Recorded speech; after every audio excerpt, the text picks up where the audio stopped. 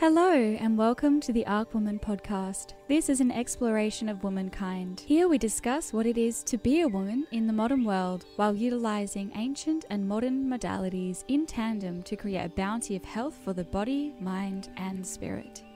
So hi Amy, thank you and welcome to the podcast. How are you today?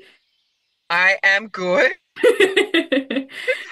in the reality of mothering 4 children and sitting in my car at the moment, doing the best that we can to make time to have this yarn that I'm very excited about, actually. I Yeah. love your work. I love following along with what you're bringing into our collective consciousness. It's really awesome. Thank you. I mean, I've been following your work for years. I remember when you used to be Rip Snorter, and I was like, who is this chick? And some of the things you were putting up there, and I think that was when you were vegan and your energy was so intense. And you were like, I'm birthing my baby on my own. And I think you and Ellen Fisher were the first two people I was exposed to that were free birthing and raising their children in a sovereign way. And I think maybe I was in my early 20s and I was like, these women are fucking like cool and intense and honest about their experience. And I just really loved that. I've always loved your work for years and years. Oh, I love Yeah. that so much. And honestly, rest in power, Rip Snorter. That was like my name when I was the last person to get social media. I had no interest actually in social media at all. And Rip Snorter, for those who don't know, is Australian slang. Like, have a Rip Snorter of a day. Like, have a great day, Rip Snorter. But I used to get messages like, who's Snorter? Because people thought it said RIP Snorter. And my whole account was a tribute to someone or something called Snorter. No, it's Australian slang. Okay, because I remember when I saw it and I was like, is that like a drug thing? What's going on? Like they said, I was just like, she's like ripping MDMA and she's free birthing. Like, who is this lady? And then my I friend was like, love it. oh, rip snorter, as in like have a great day. I was like, oh, Have a okay. Rip Snorter of a day. Rest in power. I mean, Rest in power. why did you change it? And what made you attracted to social media after not wanting to be on Mm. social media? Well, I'm 38, so I actually remember a time before the internet. So for me, that coming into social media was such a just a sort of bizarre concept, even Facebook and, connecting with people in that way. Or MySpace was the OG. But I never had an intention to build a community online. That was never my intention.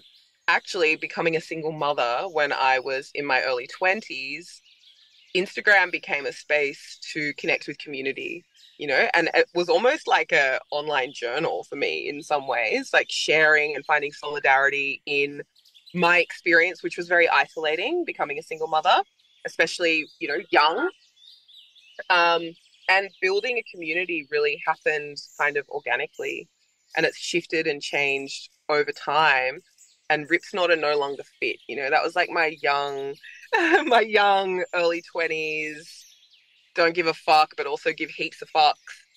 About so many things. And for me, changing my name online was actually sort of an offering to myself or an affirmation to myself of stepping into my mature feminine, stepping into this new chapter of my life where I'm entering, the second half of my life, really. Hmm. Was it also kind of stepping into your ancestral line? Because I remember when you changed your name on Instagram, I was like, oh, she's Maori. Okay, like I never knew that before. And I think I remember that's when you were being a little bit more outspoken about your ancestral line and then started to talk more about community and how you wanted to start decolonizing kind of how we see women and the practices in which we hold our families and postpartum care. Yeah, thank you for naming that. My name, Aroha, is my middle name. Oh, okay. So Aroha means love in Māori. And I changed my name actually when my dad died. So I'm Māori on my maternal side. So our iwi is Ngāpuhi and Te Raroa from far Northland. And our marae is up in Ofata. Our family lines are Heke and Herepete. And when he died, that's an initiation that I'm still in, really. Mm. It was over 12 months ago, but my father was really such an integral part of everything that I am, everything that I've stepped into, every choice that I've made to free birth my babies, to live off grid, to homeschool my children, to divest from the colonial system, he is the one who planted all of those Mm. seeds within me. So in Māori, we say ingoa, which is your native name.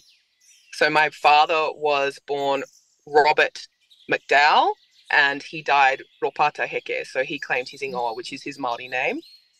So for me, that's part of my process, of actually claiming my name, claiming the intention behind my name, and naming where I come from. And that's obviously integral to decolonizing, because part of colonization is separating us from who we really are and what we really are as part of the web of life, as, Indigenous beings that belong on this earth, that have a place and a role as stewards of this earth. So Mm. my name, yes, it's an Instagram handle, but like actually showing up with my real name is much more than an Instagram handle. Absolutely. And I'm so grateful that you did that and you started to take ownership of that because it allows your children to do that. And in part, in answering that question, you kind of answered the first question I wanted to ask you, which is could you share a little bit about your background and what led you to work as a holistic counselor and postpartum care provider? Mm-hmm. Yeah, for sure. So my lineage on my maternal side is Irish, and then on my father's side it is Maori, and we also have some Scottish in there. So, but I grew up. My father left Aotearoa and moved to Australia, so I grew up as a child who knew who we were, knew that we were Maori, knew that my father's the only brown dad in the town where we grew up, and that there was something in that for me, and it was a known that I was Maori. That's how I was raised, and yet he was trying to fit into a white society, into a very, very colonized society, and my mum is very disconnected from her Irish lineage because the colonization is further back in my maternal line. So for me, stepping into claiming who we are really was part of my responsibility, particularly as I birthed my babies, right? Like I can't bring children into the world who don't know who they are, who don't know that they belong in this world. This is part of our responsibility as mothers, as parents, but particularly mothers, that's who I work with mostly. It's our job to ensure that our children have what we would say in Māori is turanga waiwai, which is a place to stand, a place to put your feet, your waiwai. Um, right now, we're navigating a culture of disconnection, a crisis of disconnection, dare I say, where we don't know who we are and we've forgotten that we belong. So, really, that's my intentionality of claiming myself back from a colonial, colonized narrative is for my lineage, for those behind me, for my dad and my grandparents, for my mum who doesn't know our stories, and for my children, and hopefully, if I'm blessed, my grandchildren and great grandchildren. Um, so that journey really amplified for me with the birth of my second child, which is Zevin Ahi Sun, and he's 6 soon. When I gave birth to him, and I did so unassisted, just with my partner, and we'd had prenatal care with a home birth midwife. It was just like the most radical unveiling of like, oh my God, I just birthed this baby in by a fire in my house, which is so countercultural, right? Like just so not the image that we are. And particularly back then, which is only 6 years ago, but the culture has changed a lot, and birth options and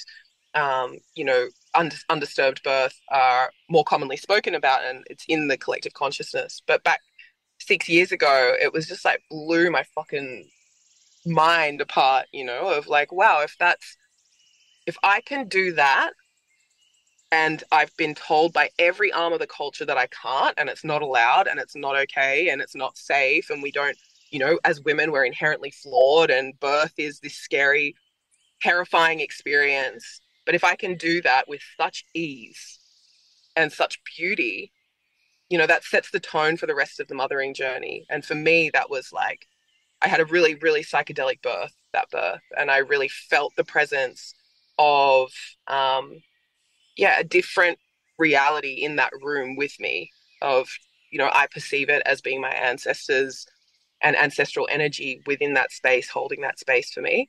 And it was really my invitation home to the Mm. truth of who I am, who we are as childbearers. Wow. That was so beautiful. I never want you to stop talking. Be careful now. Yeah, yeah, yeah. Oh, well, that's why you're here. Okay, well, I just like let's start talking about the medicalization of birth because what you just said about that and how we have birth at the moment. So I'm in Tasmania. And I live kind of 45 minutes out of Huonville, or kind of like in a little town called Huonville, which is 45 minutes out of Hobart. There is three home birth midwives, and they are booked up for at least 12 months. It's almost impossible to get a free birth here, and it's so medicalized. I know of about five births that have happened within my group, and four of them have went to C-section because it was an emergency. And I'm like, absolutely, there's space. You know, those C-sections are there for a reason, but the amount of medicalization and how the Western medicine system sees birth just as this dangerous emergency really infuriates me. And I feel like it just sets a tone for women to already go in there terrified and to expect that something is going to go wrong and that manifests that something is going to go wrong. Yeah, So yeah. you've spoken about decolonizing modern birth practices. How would you describe the medicalization of birth and why do you feel it isn't always necessary for birthing to be as treated as an emergency? Mm, okay. Yeah, I mean that's wild when we're looking at our close relationships and a handful of people have ended in cesarean. It's really a sign that yeah, something isn't right, within their support network, within the system that they're navigating. And it's not uncommon. I mean, what's our national rate now is something like 31%, or it might even be high now, of cesarean section. So, some other stats to share are that 1 in 3 women walk away and report trauma, birth trauma. 1 in 10 are reporting PTSD. So the same experience as going to war. That's how they're walking out of birth. And these are just people that report. Yeah. Yeah, so we know that's very few people actually report. So the numbers are much higher. So the medicalization of birth, I can't speak to that without naming colonization, because every institution that we have on this land, in this country, is an arm of colonization and exists through colonization. So when we understand that, we understand that each of these institutions is built from a very particular lens. Yeah. And so colonization exists and thrives upon the eradication of Indigenous peoples, Indigenous land, Indigenous ways of being and knowing. And so, what is some of the Indigenous cross cultural knowledge worldwide? It is that we are um, able to birth our babies naturally. Sometimes we need assistance, but when we are deeply supported, when we have knowledge around us, and that knowledge is woven through our communities, woven through our family lines, birth is actually a very, very normal event. Very normal. And this is not subversive, right? This has been the knowledge and the way since time immemorial. And the time that we are in right now, the time since colonization, is literally a blip on the timeline of humanity. And so when we are looking at the system in this way, we're able to acknowledge how much is actually missing from it. And Mm. the core of that is it is a holistic experience, birth. It's not a medical event. It's a normal event in our physiological experience, that sometimes requires medical assistance, whereas we're functioning in a system that is the inverse of that. Mhm. It is a medical event. This is the maternity system, or the collective consciousness around birth. The birth is a medical event that can sometimes, if you're lucky, happen naturally.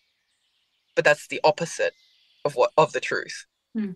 And so we're seeing now a culture that has become disconnected from the ancestral truth and the physiological truth, right? That birth is a normal physiological function of the human body, to now 3 generations, 4 generations of heavily medicalized birth. We now believe that is normal.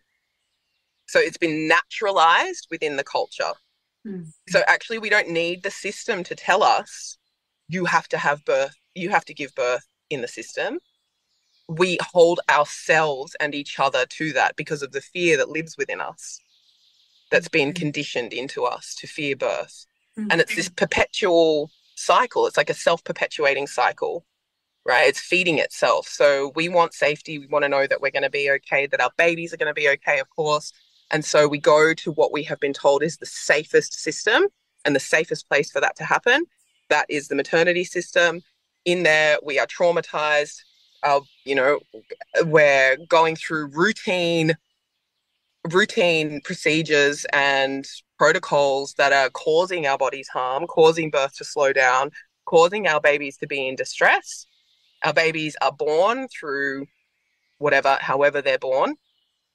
And then we're told, thank goodness you were in the hospital because look at what happened. Yeah. Look at what happened. You had to have a cesarean. So thank God you were here. What would have happened if you were at home? Mm.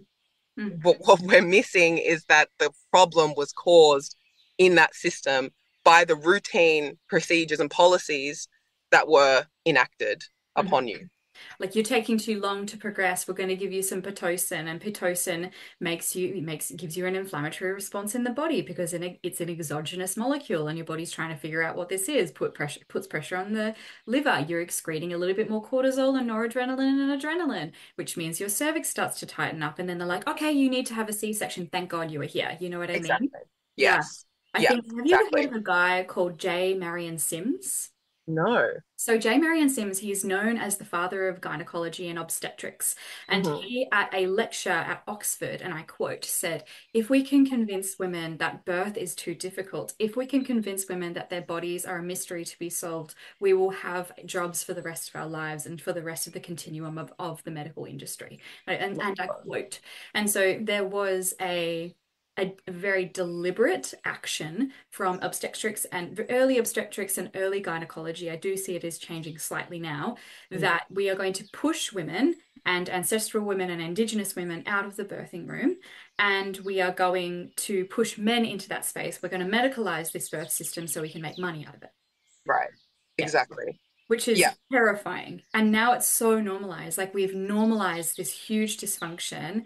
And I just feel like it kind of gives women this feeling that, oh, if I can't birth my baby, then like, how am I going to be a mother? I really feel like deep down that kind of embeds this kind of almost doubt in themselves, where this could have been the most empowering experience of their life. And so I'd like you to speak more, if you're open to it, about your experience of free birth and Mm-hmm. what were the most profound differences between our unassisted and conventional medical models. Because have you had both? Have you had both experiences? Yeah. Yeah. So first Yeah. birth was in the medical system, and then all your three other births have been in the free birthing, and you've done it on your own, Yeah. unassisted.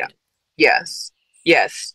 Yeah, wow. I mean, the things that exist now that are problematic within our culture, that all of them can be tracked back to points of origin, right? So I named colonization, you named that fool who said what he said. And so it's all very intentional. And it's my belief, and it has been a deep knowing in across humanity since time immemorial, is that birth is the foundation upon which lineage rests. It's the birthplace of mother, of father, of family, and therefore of community. That's why for so long, tens and tens of thousands of years, babies being born has been the centerpiece of community. Mhm. It's been the ultimate experience, right? Like from my lineage, Māori lineage, it was a place of absolute devotion by men to care and tend for wahine, for women, right? And so, yeah, I mean, the separation or the disconnect between that, birth is the place of humanity, the birth of humanity. It is the foundation upon which mothers are, rest our feet and fathers rest our feet.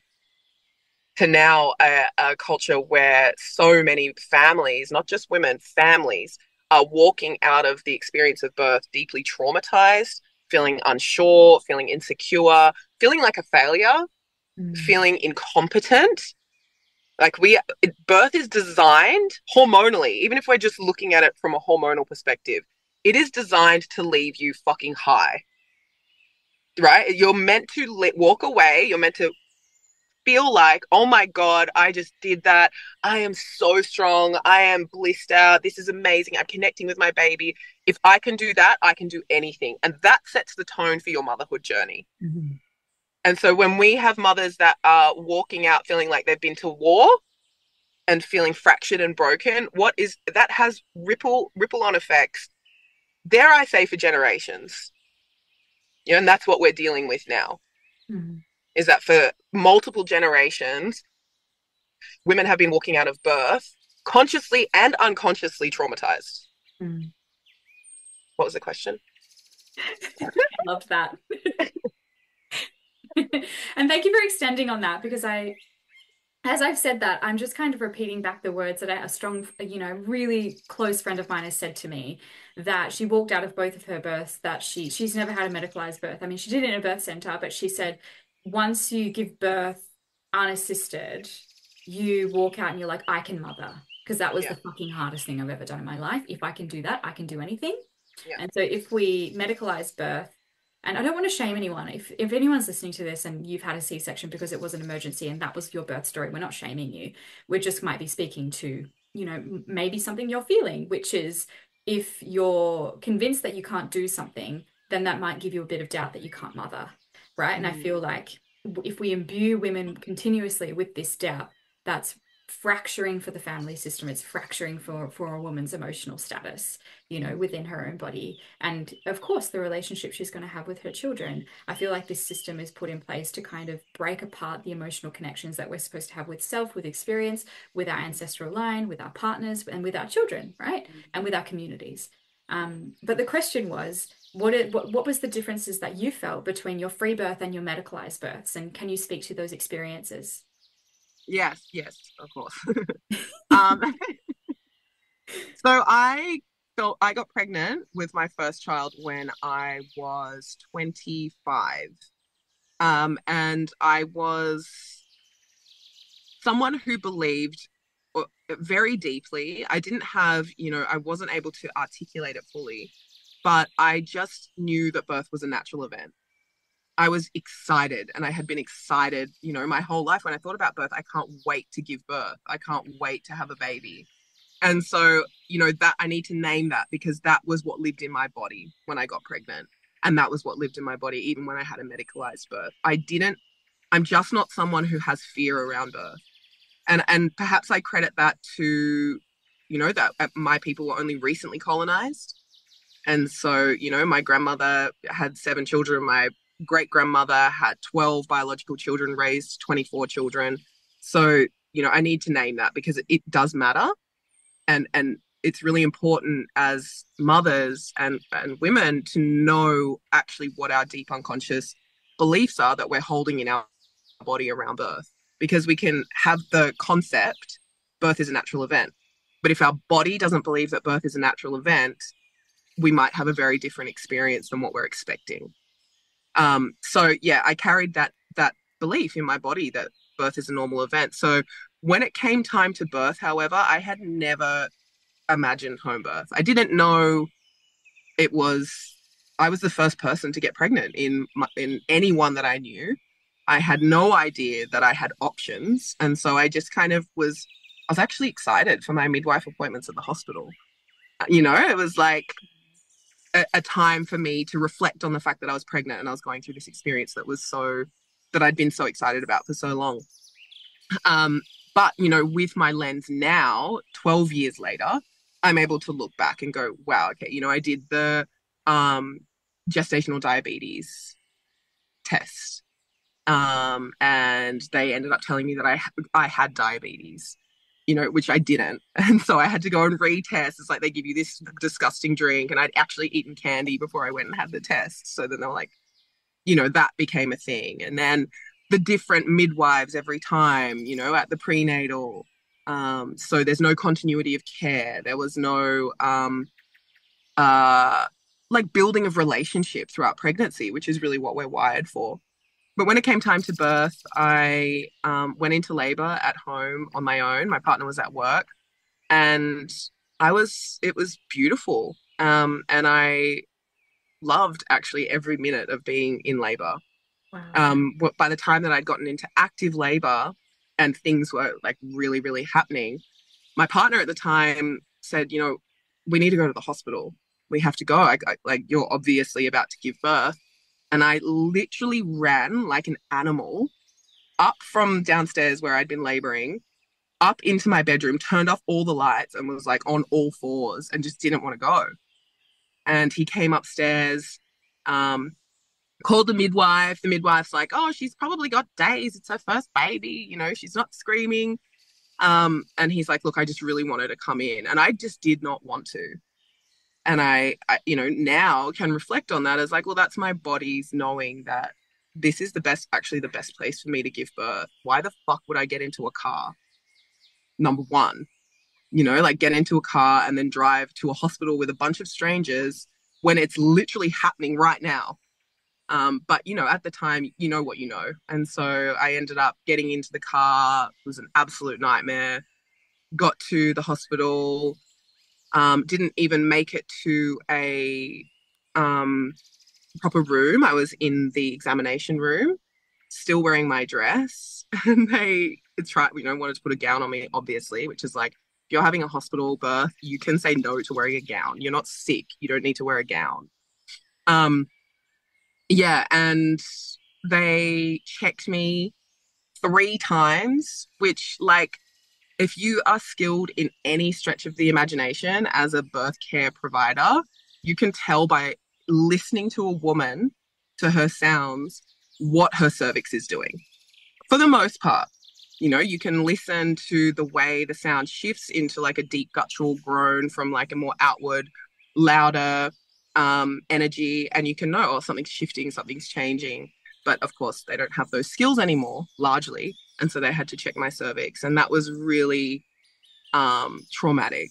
And I didn't realize I had trauma about that until many years later when I gave birth to my second child. So yeah, vaginal checks. And then I got on the bed and I pushed my baby out. I was probably in hospital for 20 minutes. Wow. Yeah. Yeah. They did 3 checks within 20 minutes of your Within birth. pretty much a 20-minute period. And so kind of what was the energy around that? We're just going to have a check, not even I'm checking just going to it. check. And I remember they checked me. Oh, look, I might have been in there for a bit more than 20, but actually birthing my baby took about 20 minutes. Yeah, so I remember they checked me while I was contracting. So that's the one that I've actually had to do a lot of breath work around because it lived in my body in such a real way, that feeling. And me saying, no, stop doing that, and them still checking me, saying, oh, you're 10 centimeters. It's like, bitch, I could have fucking told you that. Do you know what I mean? Like, look at That's rape. me. Sorry, Yeah. that's rape. That's sexual Look at assault. me, I'm giving birth. So, Yeah. this just speaks to the lack of actual midwifery skills that a lot of these people within the system have. And, I'm not afraid to say that because it's a problem. It's Yeah. a problem. I'm And so when we, sorry that happened to you, Aimee, as thank well. you. Yeah, Yeah. shouldn't have Yeah. happened. Yeah, I'm I sorry know. that happened to you. It's certainly something that I've worked through, but and this is the thing, people that are listening, when you've had one baby, it's often not until you have the second baby and you have a more empowered experience that you can actually look back at that first experience and go, wow, okay, there were things that happened there that weren't okay. So the other part that was really, in hindsight, traumatic for me, I don't want to loosely use the word trauma, but yeah, it lived in my body as being something that was very painful, was the forced removal of placenta. So from a cultural perspective, placenta is an incredibly important organ. And I was given a non-consensual shot of Synto to force the placenta. I didn't get to see the placenta. I didn't get to acknowledge it. I honestly cannot remember it being born. Do you know? Yeah. So that was what happened. But aside from that, dare I say, as far as a hospital birth goes, it was as probably non-invasive as it was going to get. And I put that down to the fact that A, I was already in very well established labor. I got there and I was 8 centimeters. Mm, And I was only there for a very short time. In that short time, and this says a lot, in that short time, they still managed to fuck with me. mm. Do you know what I mean? Within under an hour, they did three cervical checks, one of which when Exactly. you were having a contraction and you were saying no to, which was non-consensual. Exactly. They gave you a drug without your consent, and then they Yes. took away the placenta Yes. without you knowing, and they just kind of handed you your baby, and they were like, "You're done, bye." Yeah. No The aftercare. the part the part that I am grateful for, I mean, obviously my daughter, absolutely, but I was able to bring her up to me. So, and there was, I didn't even tear. I didn't even have a single tear. It was my first baby. I was on my back, no tear. And no intervention, no tools, thank God. But I was able to guide her up to my chest and have that moment. And the midwife and the nurse were actually standing at that point on the other side of the room and they were just watching me give birth. So, and at the end, they said, that's how you have a baby. So it was, I'm really grateful for that our hands were the first hands to touch her. And I was able to guide her up to my chest and watch her. And, there was nothing done to her. And yeah. So after that experience, I was high. And I was like, the birth is amazing. That was the most beautiful, epic experience of my life. And it wasn't, as I said, until I had my second child that I was like, oh, I actually could have done without all that shit. You didn't need to do any of that. And that was actually really wrong that you did that.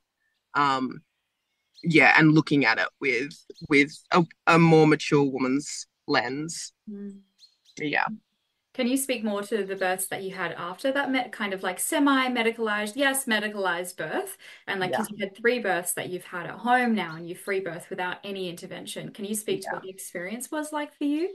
Yes, I would love to. So when I got pregnant with Zevin, which was 6 years later, I it was just a no-brainer that I was going to give birth at home.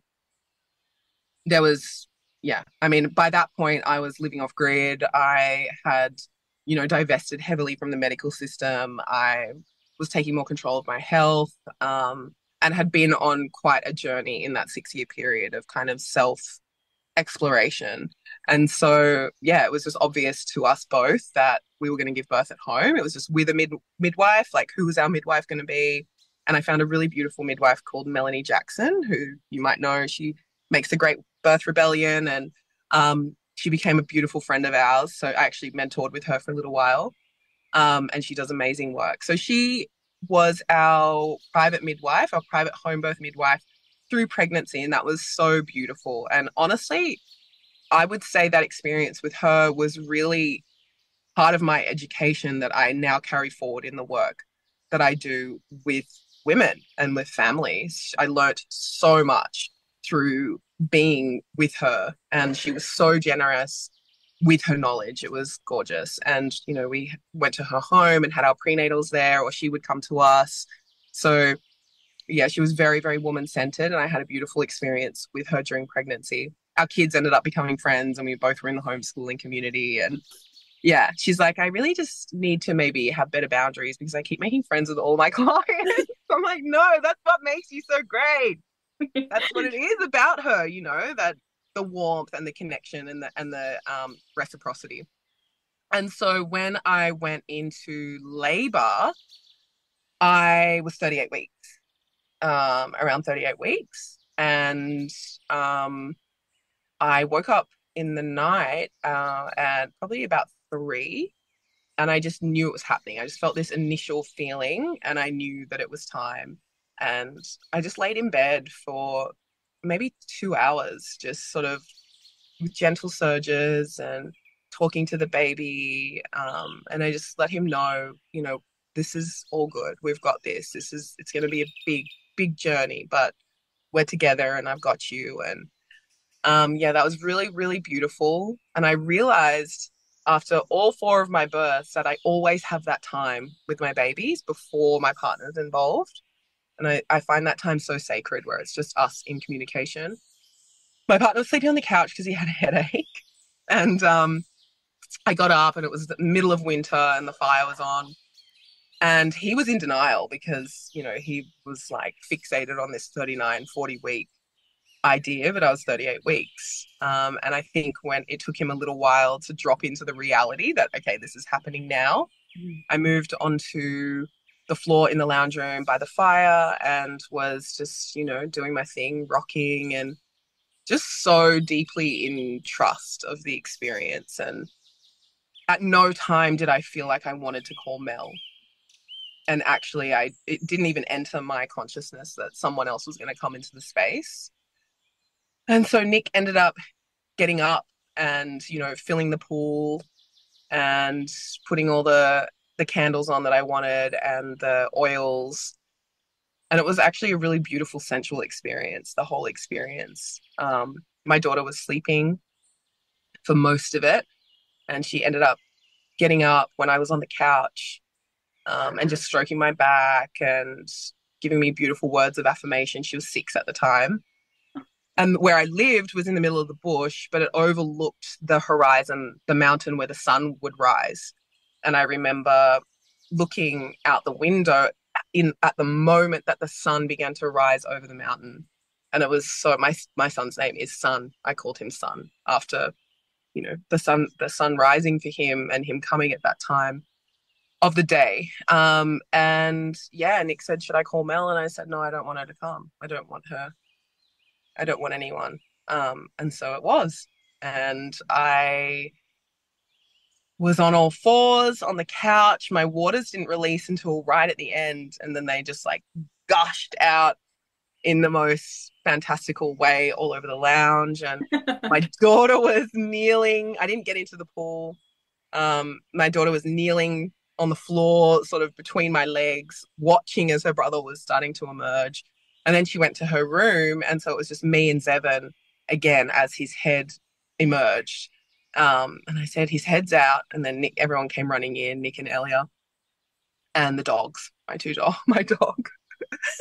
And yeah, I kind of reared up on my legs and he just flew out. I had fetal ejection reflex, which is where you don't have to push. The baby just slides out really fast like a rocket. Mhm. And I say, that's Zevon's personality. It's like he hasn't stopped flying around like a rocket ever since. But I didn't know that Nick had messaged Mel and said, I think he's coming. And then her next message, she said, okay, I'm on my way. And then the next message was, he's here. And she arrived maybe 20 minutes after, which was really beautiful. She just came and I birthed the placenta and she made tea and then she cleaned up so that we could just be in our little family bubble. And that was really special. And so it was. He was born and postpartum was so nourishing and vegan. Yes. Which leads So me to I don't really know how nourishing that actually was, but it felt nourishing at the time. for some people it is. I For mean, some people, for me, not so much. yeah, I agree with you. I was vegan for such a long time as well, and Yeah. not for me. And that was my next question. You keep like kind of progressing, and I'm like, perfect, this is awesome. So, like, you've experienced vegan pregnancies and non-vegan pregnancies. Can you tell me what were some of the challenges that you faced with maintaining proper nutrition during pregnancy, especially when you were on a plant-based or a vegan diet, and like what happened? Like, and what were the Yeah. differences between those two as well? Yeah. So I have been on and off plant-based since I was a child. It was something that my values like related to reciprocity and like a deep love of the natural world is something that has been with me since I was small. And so the fact that we ate animals was just so fucking far out of my like, why do we do that? It's insane. Um, what I have sort of refined that belief to be about, or refined that value as, is I actually have a problem with the commodification of life and the industrialization of life and of food and of animals, of course, and plants. Anyway, so I was vegetarian when I had my first daughter. I did not know anything.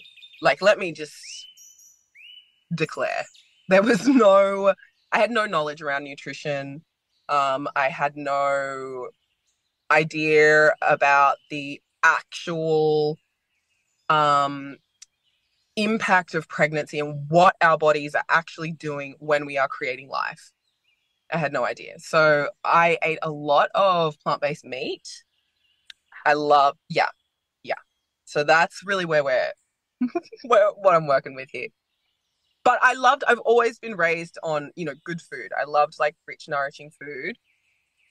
But yeah, it was sort of like a replacement, still eating what I would eat had I been eating meat, but replacing it with maybe, yeah, plant-based meat or, just if I'd have a burger, but I'd have a field mushroom on it instead of a steak or instead of beef or whatever.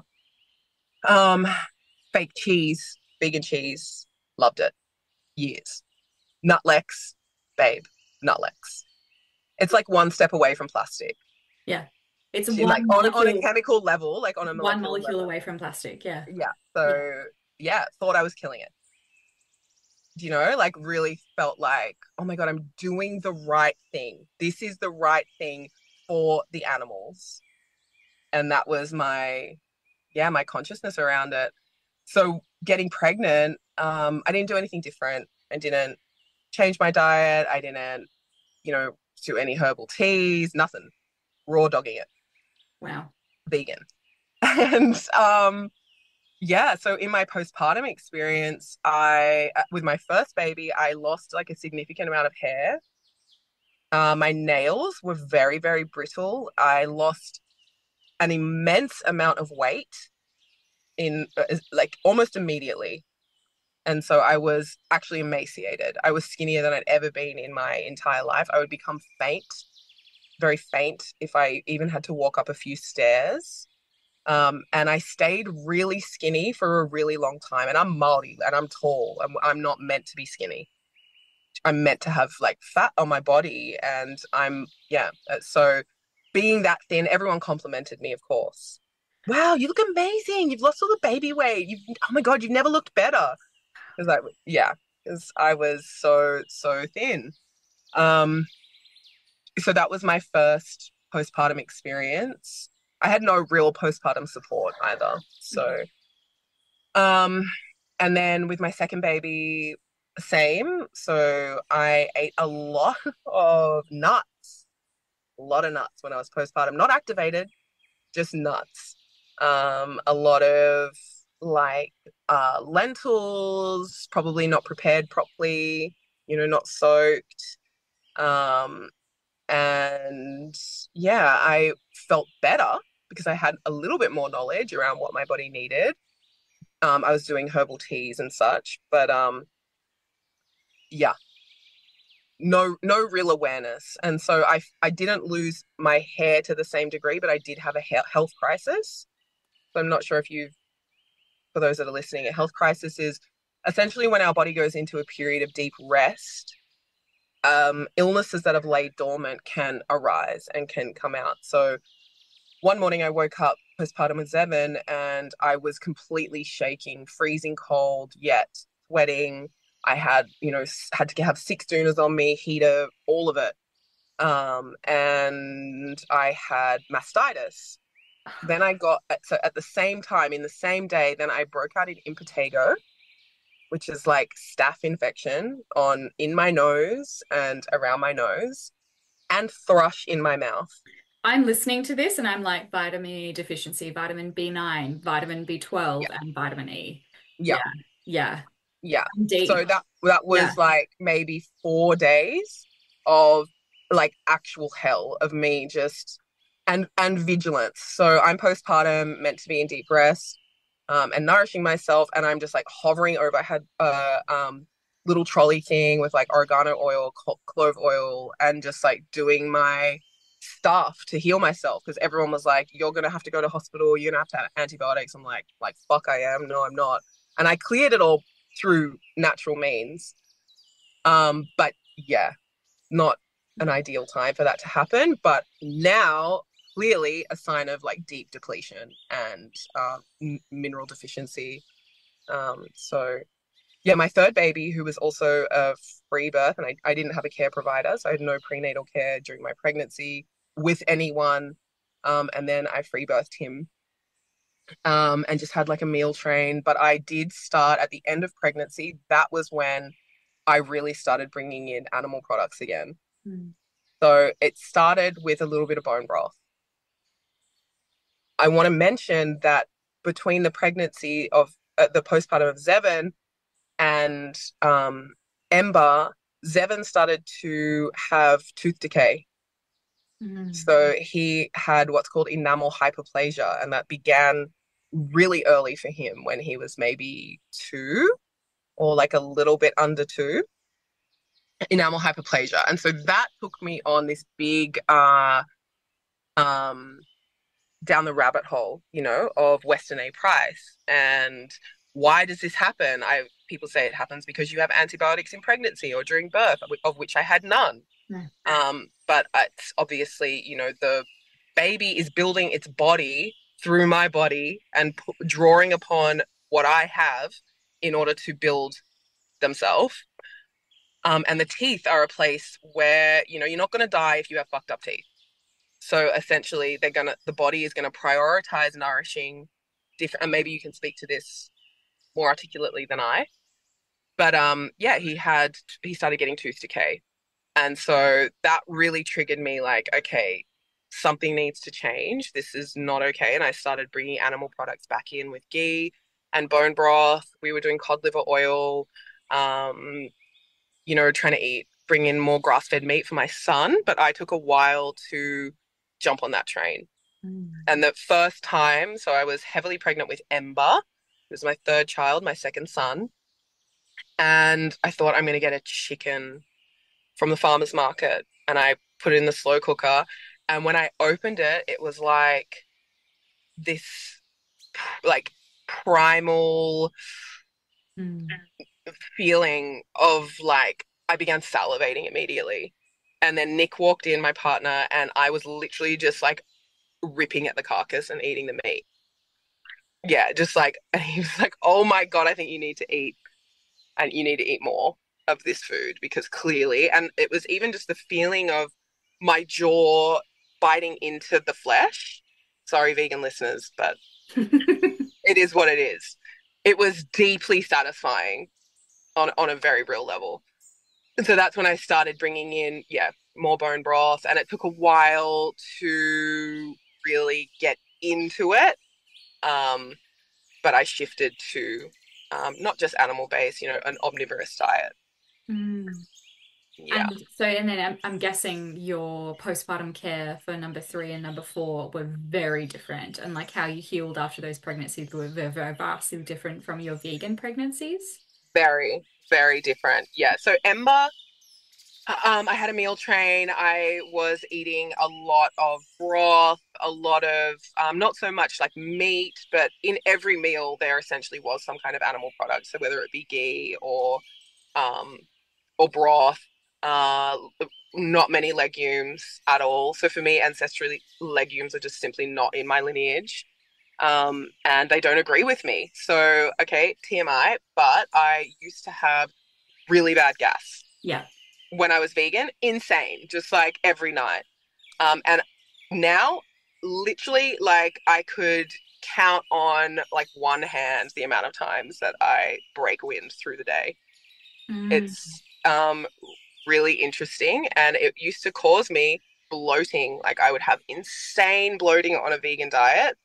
And yeah, loads of gas, just far out, just so out of touch with what was actually happening with my body.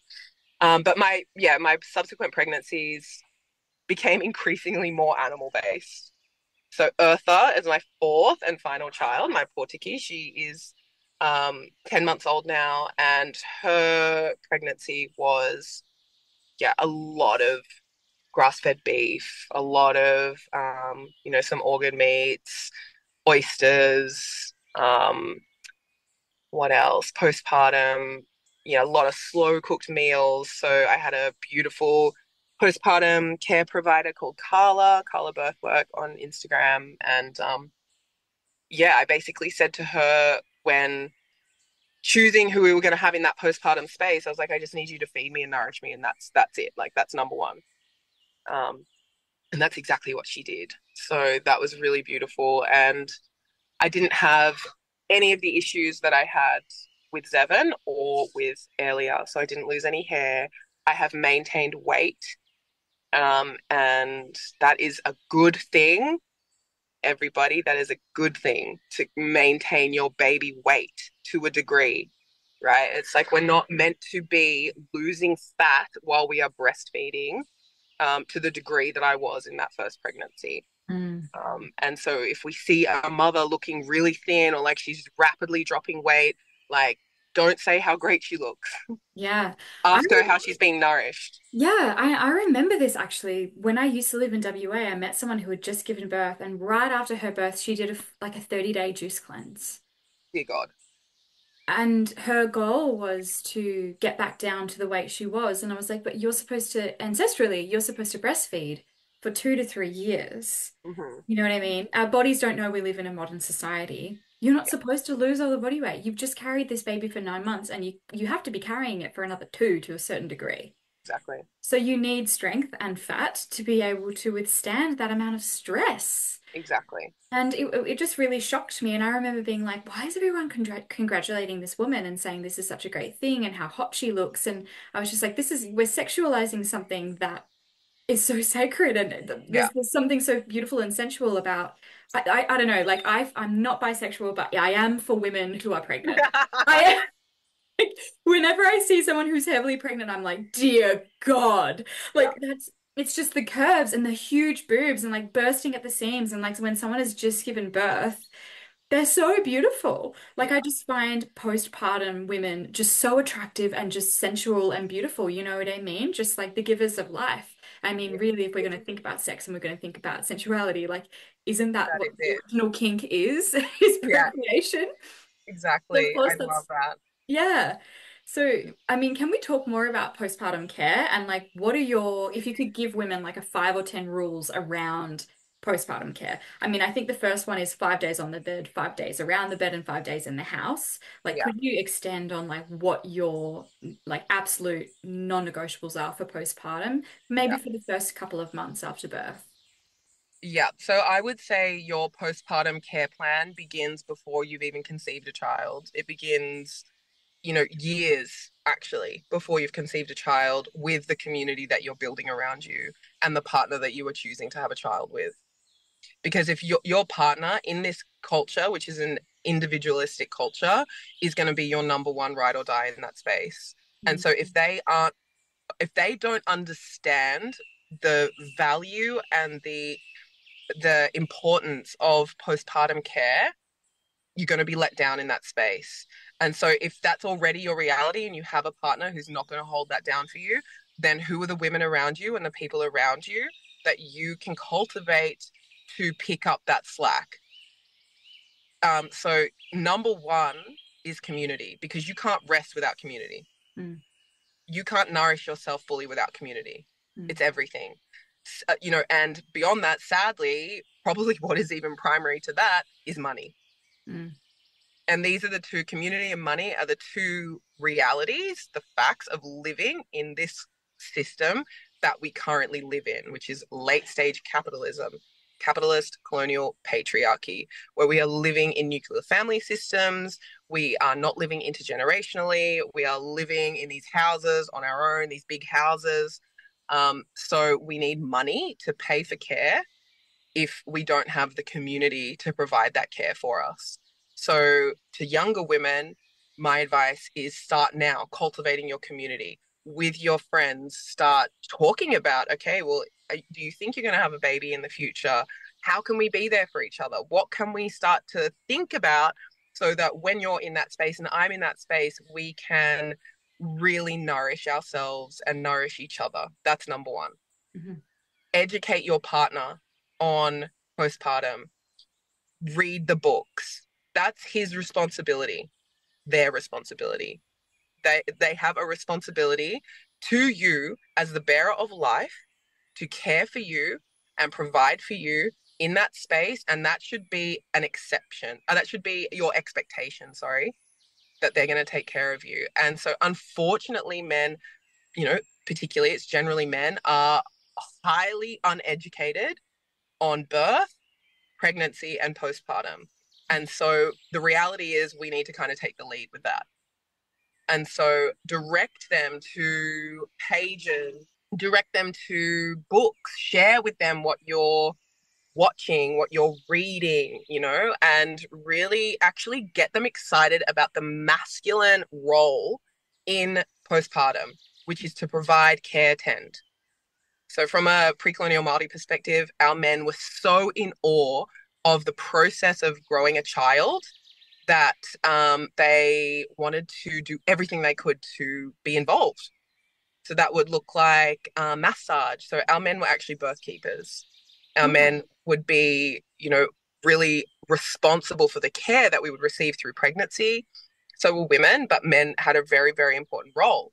And they would go and collect the most nutritious food and give us the most nutrient dense food. And they would cook and they would bring us the food. This even happens when we're bleeding.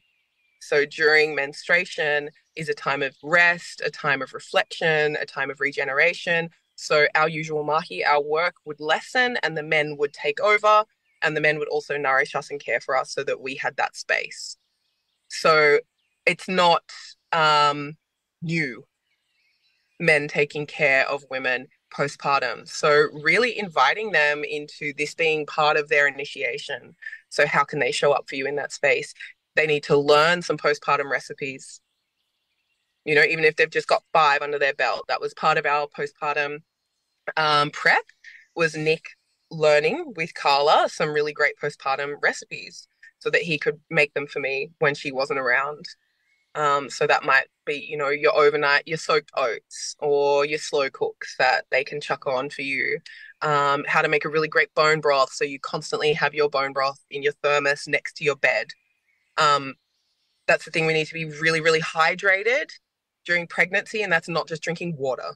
Like in a society where we're just obsessed with drinking all this fucking water and most of it's dead water. So you need to be drinking, I would recommend a thermos of bone broth next to your bed at all times. Mm. And also a second thermos with your herbals, like your herbal tea, your beautiful overnight steeped teas that you're just sipping on through the day. You don't want to get cold. You're not going to drink cold water. You're not going to drink a smoothie. No smoothies. No salads during postpartum. You want to be warm. Okay, even in summer, even if it's lukewarm, even if it's room temperature, you don't want to be drinking cold. Mm. So we're very, very open. We have a lot of air. I like to describe it as it's like we're in a big Queenslander house and every door and window is open and there's breezes coming through all the time. And so we have to do what we can to close up that space and keep the draft out, and keep ourselves really warm, really grounded. Wearing socks, keep your socks on your Tootsie Rolls, stay warm, stay inside. You don't need to be going out where there's heaps of frenetic energy. You don't get a medal, and I'm going to steal this line because they say you don't get a medal for physiological birth. You don't get a medal for going out and going to the fucking Westfield 5 days postpartum, Mm. Because you're the one that's going to suffer. Mm. Everyone else might congratulate you. Wow, you look amazing. You're already out and about. But you're the one who then is becoming depleted because you've been exposed with your beautiful open Queenslander house to all of these energies and all of this draft that's coming into your sacred space, the space of your body and your consciousness. So if you can set up those initial pillars of community and money, start a savings account now before pregnancy, Mm-hmm. putting away $5 a week, something like, if you want to have babies, setting up a fund for yourself that is devoted to your postpartum care. And, that's not an answer to the current crisis that we have, which is a cultural crisis where we're failing families on a cultural level. Like, it sucks that we have to save our own money to Mm. care for ourselves postpartum when that's actually the job of our families and of the broader community. But unfortunately, that's not the reality. Mm. So if you're not planning to have a baby, or if you've already had babies, or you have the space and capacity, think about the postpartum people in your community. How can you support them? Can you drop them a meal? What can we do? Fuck the baby shower with all the baby toys. Have a celebration, or have a postpartum care planning session Hmm. with your community, rather than a baby shower where you're getting a bunch of shit that you don't need and your baby doesn't care about. Hmm. Can we also speak a little bit about mother's mental health and postpartum depression, anxiety, and mania? And just, I'm going to interject here because this is something really interesting that I found out recently, that 90% of the women who are diagnosed with postpartum mania, depression, and anxiety have excess amounts of unbound copper in their brain. And so, that's pretty significant. And I think that speaks to iron deficiency anemia, the fact that we don't have enough vitamin A around, which plays a part of ceruloplasmin, which is an enzyme that binds copper. So it's getting pretty technical here. But I would like to just speak about what that looks like. What does postpartum mania, anxiety, and depression look like? What are the symptoms that women can look out for? And I would just say as well, like, what can we do to communicate to the community around us and warn them about what these are? Because I guess if you're postpartum, that's the last thing you're keeping an eye on. You are 100% focused on baby. And how can we talk to the people around us to make sure that we're taking care of mental health postpartum? Yeah, thank you for naming that. Um, a really common manifestation of anxiousness in postpartum is intrusive thoughts. Mm. So if you're starting to have intrusive thoughts, um, reach out to somebody, and understand that that's really normal. Actually, it can be really normal, because we are not supposed to be alone postpartum. We are not supposed to be alone with our thoughts and a new baby. Yeah. We are actually meant to be with someone at all times, to have someone tending us bedside, to have somebody, massaging us, sitting with us quietly. Unfortunately, women are being left alone for long periods of time with a newborn baby. And that is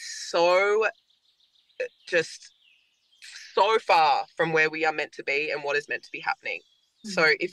if you are spending long hours alone, and you are starting to feel like, I'm having intrusive thoughts, I feel nervous, I'm feeling anxious, that is your body, that is your biology, your ancestral reality, your ancestral truth manifesting, telling you that this isn't right. What's happening? I'm not supposed to be alone.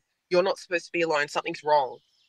Okay, so it's really valid to start having intrusive thoughts. It's our job as a community to be there in whatever capacity we can be. You don't have to know what to say. You don't have to know special postpartum recipes. It's great if you do, but we want to be eliminating or minimizing, to the best of our ability, the alone time that mothers are spending Mhm. with their newborn. We want to be eliminating or minimizing decision fatigue. Mhm. A new mother with a new baby does not need to be worrying about what she's going to cook the rest of the kids, her existing kids. We need to step up as a community and do better, because it's actually not an individual's problem. It's Mhm. a collective problem and a cultural problem. This epidemic of mental health issues and postpartum depression. It's also a valid response to the trauma of giving birth within a modern maternity system, where you are walking out feeling violated and confused, and then you are being left alone with your thoughts.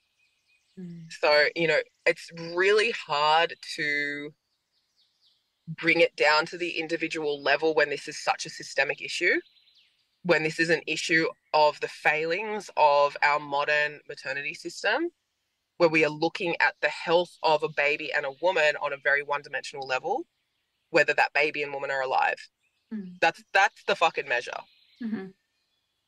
when really it's okay, you can be alive and you can be in survival mode and deeply traumatized, and no one around you is paying attention to the nuances and the intricacies of that. All they see is that you're alive. Well, thank God. Be grateful. Be Mhm. grateful. So women are walking out of birth with injuries that are horrific. Then they're being left alone to care for themselves with shitty, poor quality postpartum advice, and food, being given food that I saw a photo the other day of someone eating a sushi plate, a sashimi plate after they gave birth. Mm. So cold, so moist. Just like not what you need to be eating. We just have no idea what we're doing on a cultural level with postpartum women. And so, first and foremost, I would validate anybody who's experiencing that and validate um, the very real isolation and loneliness that comes with being postpartum in this colonized culture. And I would invite all of us to step up for each other. And that might look like creating a meal train. Even if you don't know someone well in your street, but you know that they've just had a baby, drop them a meal. You don't have to ask what foods do you like. Just that's another decision that a mum has to make. Just drop some meal or drop a few meals for the kids, the existing kids, if she's got them.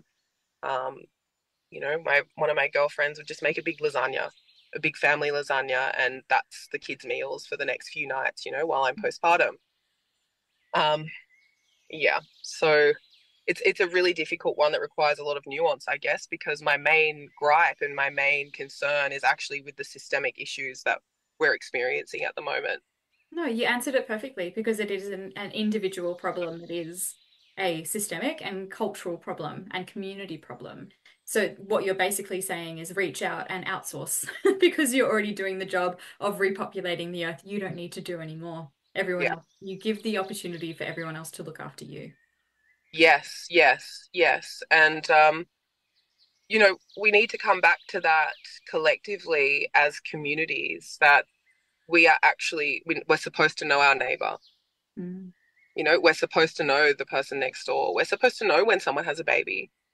That's actually our job. So, my nan was telling me they used to have I can't remember what it was called. Maybe it was rental parties or rent parties or something. If someone couldn't make rent, everybody on the street would get together to chuck money in a hat, and maybe they'd have like a bake sale or whatever to raise money for this person to make their rent. So it what we're living in a time of just such utter disconnection and such community failing, that it's manifesting through our mental health.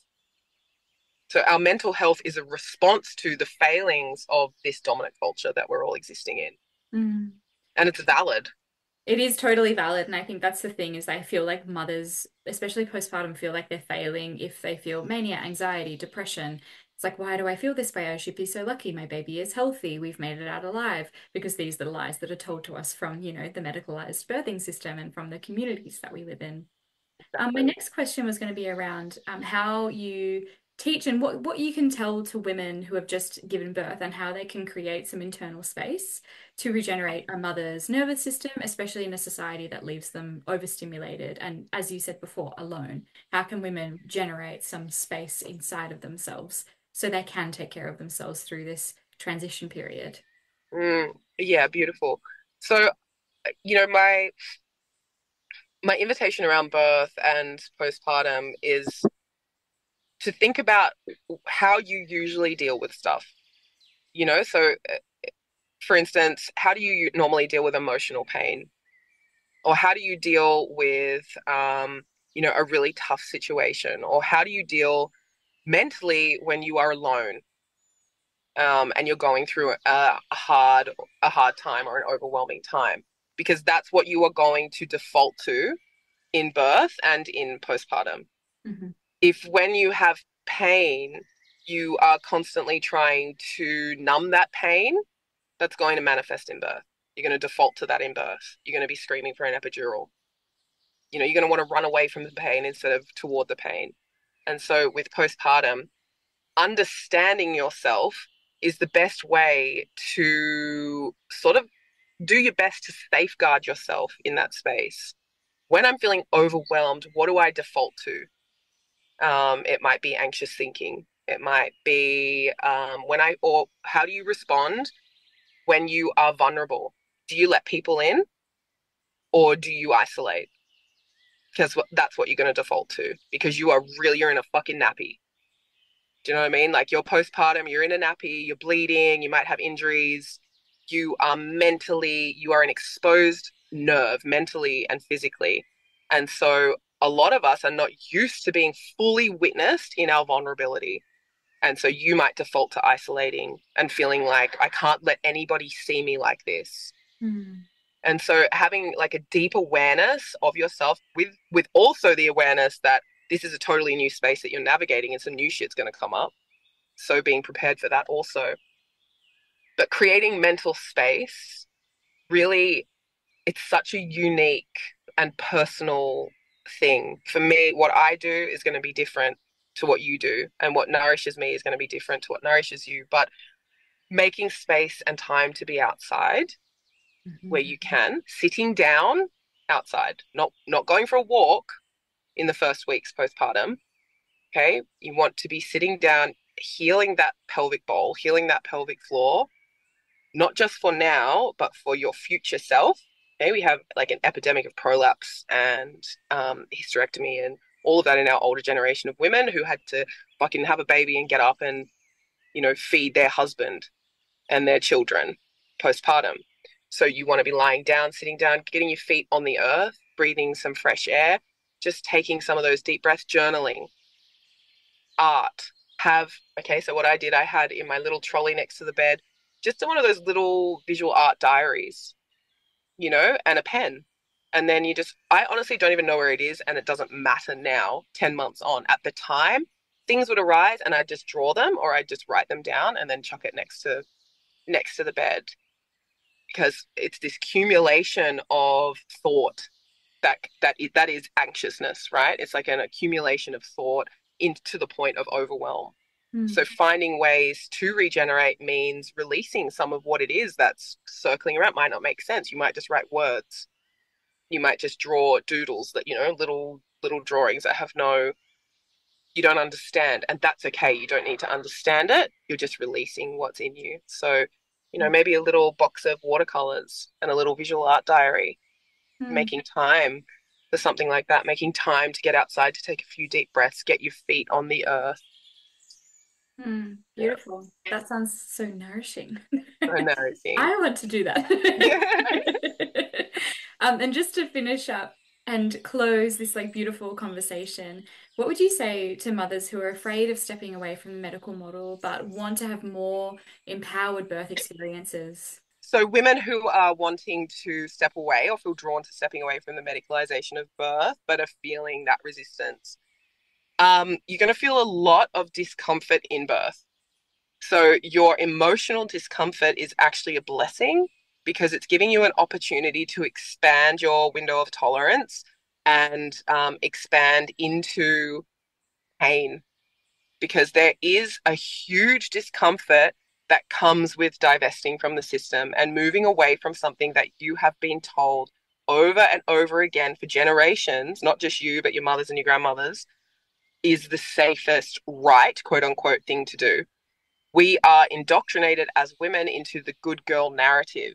Mm. We are supposed to be good and to do as we're told. And also, I was just talking about this with my mum this morning, suffer in silence.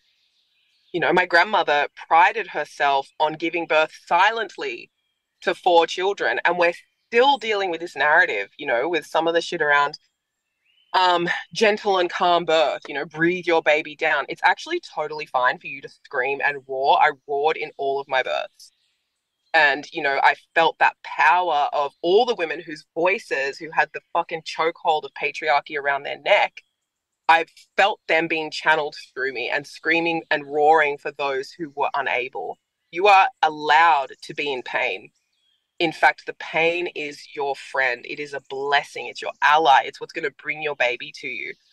And so stepping away from the medicalization of birth, from my perspective, begins with allowing yourself to face the discomfort of that. What are you afraid of? You're afraid of your baby dying. Mm. Face death. Because whether you like it or not, your baby could, horrible things happen from wherever you are. And so it's really a process of you facing what your fear is and deciding what risk you're willing to take and what risk you're unwilling to take. And that's a personal decision, right? Such a deeply personal decision. Um, so expanding your capacity to be with pain, normalizing your fear, not running from it. You know, we're afraid to talk about death. We're afraid to talk about what the fear really is. You know, one of my fears was shoulder dystocia. One of my fears is my baby coming out and not breathing straight away. And so what I did is I learnt neonatal resuscitation. Wow. Okay. Yeah. And so face the fear. The fear is your invitation to into the knowledge, you know, that's going to ease that fear. The fear is nothing to run from. It's actually an invitation. Mm. So, you know, yeah, that was one of my fears. So I did a neonatal resuscitation course. I did a lot of deep discussion around what my partner felt confident to do. Okay, because if we experience shoulder dystocia, which is one of my fears, you are going to have to manually, potentially, you know, last case scenario, worst case scenario, manually get in there and maneuver the baby and bring that baby out. Do you feel confident to do that? Having those hard discussions, Mm. and understanding that you don't actually, dogma has no place in birth. So I've noticed in free birth um, rhetoric there is a lot of dogma Mm. that's becoming normalized, right? Right, you're more sovereign if you know, can't have an ultrasound, or you could, you know, if you do this and you don't really trust. So fuck all of them. This is about you and your sovereignty and your experience. What feels true for you? What feels right for you? You are allowed to tap into the system, and you're allowed to use it and employ it in the way that you see fit, and then birth your baby however you want. Mm. So the medical system is there for you to employ. They might have forgotten that, right? And think that and make you feel as though they're the boss. No, no, Mm. no, no. You are employing them for a service, and you are allowed to employ that service as you see fit and divest from that service as you see fit. Mm. It's your life. Drive it like you stole it, baby. Like, Yeah, do what the I fuck love you it. want. You know, like, and I had a friend recently as well who just gave birth, and her first birth was a free birth, and the second birth, I think she wanted to go to the hospital. And I was like, that's so interesting. What made you change? And she was like, having a home birth was incredibly traumatic for me, and I don't want to do that again. Yeah, And I was like, that's fair. amazing. And I remember a few people around us at the time kind of like, the very really sovereign birth crew were like, well, Mm, that's wrong. You should be able to do it at home. And it's like, no, no, no, no, no, no. This is her life. This is her baby. exactly. If she doesn't feel safe, that's totally fine. And Yeah, like, I don't want anyone listening to this to think, oh, well, I'm bad because I want an epidural. Absolutely not. Like, yeah, if you've had painful experiences in your life and pain is going to make your birth experience traumatic, no, you don't want to do that. We want you to have a nice time during this birth. And like, that's empowering, is making choices for yourself and saying fuck everyone else to, whatever side they're on, medical or sovereign, right? yeah. And that's really what it comes down to is, you know, I will say your sovereignty is not dependent on your divestment from the system. Hmm. You, whether we like to admit it or not, we are actually sovereign beings. It's just whether we act like it or not, Hmm. and whether we actually hold that knowledge, and embody that belief. Are we sovereign if we are imprisoned by dogma? Are we sovereign if we're imprisoned by ideology? No. No. Dare I say, those that hold people to this account of their deeming, you know, that you're less sovereign, or you're less powerful, you don't trust birth as much if you do XYZ. You are embodying and expressing the role of an oppressor. Hmm. Okay. And so I would really, so much of pregnancy and birth work for me is psychological and spiritual. Hmm. And that's why for me it's about decolonizing, because once we have called our energy back from oppressive systems, we can identify when people are enacting that same energy upon us. Mm. And that can be in the most love and light hippie circles, and it can be in, you know, the most elite arms of the government. It's the same energy. It's the same shit. It's the same shit. Yeah. All right. Well, thank you so much, Aimee. And where can people find you so we can continue this conversation and people can find you and work with you? Oh, I would love to connect with more people. It's Aimee Aroha, AIMEE, Aroha, Aroha. And I actually have two websites, which I'm deciding whether or not to collate. They need an update. But the Liberated Lineage and the Stoned Chrysalis. So, .com.au, by the way, for everyone who's not in Australia. yes. But best place to sort of stay connected is via Instagram, Aimee Aroha. Yeah, beautiful. Well, thank you so much for being on the pod. It's been an absolute journey. We spoke about a lot. Oh, thanks for having me. Yeah. It's beautiful to connect with you, and I just appreciate these spaces for these conversations so much. Yeah, well, thank you so much. I absolutely loved that conversation with Aimee. I've been such a big fan of her for years, and it felt like the biggest fangirl moment to have her on. And it's perfect timing that we were talking about all things pregnancy and nourishment, because the ARC Pregnancy Nourishment Chart is now available. It's one of the first iterations of many resources to come for all of you beautiful pregnant ladies out there. It features 10 vital nutrients that amplify your health, and the chart includes easy to understand explanations and recommended supplement dosages and the best sources that you can find in food. This beautifully designed chart takes completely everything out of, all the guesswork out of pregnancy and nutrition, and making it simple and practical to ensure your body is well nourished every step of the way. If you're not pregnant but you know that someone is, then this would be the most beautiful blessing way gift. It comes in 7 colors. It's available in digital and physical format. Anyway, thanks for listening to the pod, and we'll see you next time.